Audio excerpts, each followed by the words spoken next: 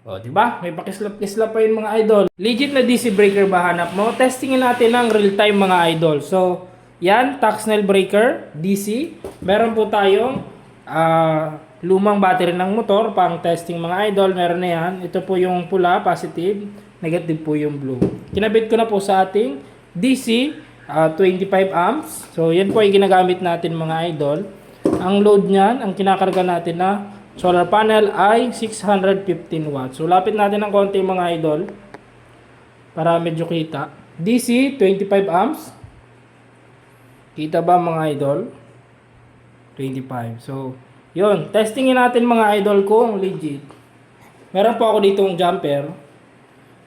Try natin i-short kung magti-trip off po yung ating breakers. So, kabit natin yung wire mga idol. Yan. Ito po yung sa positive. Naka-off pa yung breaker natin mga idol. Yan. Tapos ito po yung sa negative mga idol. Magti-trip off nga ba kapag sinort natin? Makikita natin yan mga idol. Yun po ay safety features ng mga DC breaker. Para kung sakali nagka-short circuit ay safe po kayo, safe po ang gumagawa at safe po yung bahay nyo. So yan. On natin mga idol. So, huwag pong kukurap mga idol ha.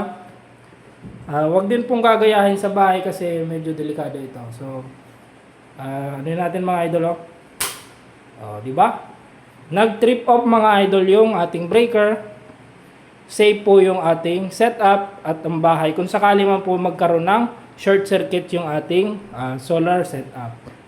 Tapos, hindi ba ito po yung load natin sa taas? I-try naman natin mga idol. Dito po yung load sa baba. Since nagkakaroon ng debate regarding dyan mga idol kasi yung application natin, tapos yung ibang mga nagdi-DIY. So, kumbaga dito po yung panel at dito po yung papunta ng SCC. So, baliktad. Kaya i-try natin mga idol kung magti-trip off pa rin. So, yun, tune in mga idol. Lipat muna natin, positive.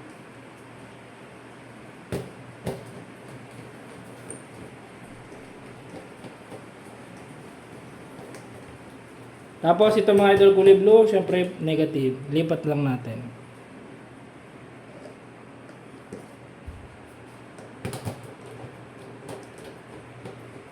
Tapos kakabit natin syempre yung ating jumper.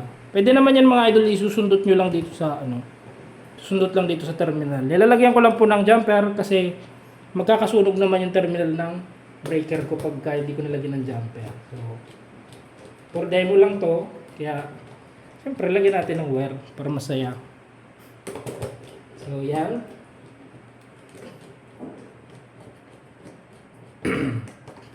Salamat sa pag-aantay mga idol. So, off, on. So, tingnan natin yung ating DC breaker. Yan o. DC, 25 amps Taxnell. Yan. So, yung supply natin na ngayon mga idol, ito yung gamit natin na 3 kW, 12 volts. Yan, yun po yung setup natin mga idol. Ginagamit natin yan pangluto sa ating mga demo. So, yun, balik tayo. So, positive, nandito po sa ilalim yung load. Negative, dito rin po sa negative. Ito po yung ating sinusunod sa kanyang negative at ito po yung positive. Yan o. So, yun, huwag na tayong patumpik-tumpik pa mga idol. Ito po yung ating jump. So, huwag po kayo pipikit mga idol. Tingnan natin kung magti-trip off pa rin siya. O, diba? May pakislap-kislap pa yun mga idol. O, tapos nag-trip off yung ating breaker. So, ibig sabihin nun mga idol, ang application natin is okay din. Kahit ilagay natin yung solar panel dito, magti-trip off pa rin yung breaker kapag nagkaroon ng short circuit. Ngayon, kung pwede kung lalagyan naman natin dito yung load, magti-trip off din siya kung magkaroon ng short circuit. Goods na goods yung ating DC breaker, 25 amperes Taxnell sa ating small setup. Yan po yung ating setup mga idol. So, meron tayong Gentile battery dyan mga idol. Ang ginagamit ko po ay ito. Yeah. Ito mga idol yung ginagamit nating battery dyan. Sa ating setup at nagluluto pa tayo dyan mga idol ng sinigang. Kaya munggo. Kayang-kaya po yan ang ating setup. So, yan. marami tayong demo tutorial ng ating setup mga idol. Ngayon, yung video ngayon mga idol ay pinokus lang natin sa ating Tuxnel breaker. Di ba kita? Ayaw mag-focus.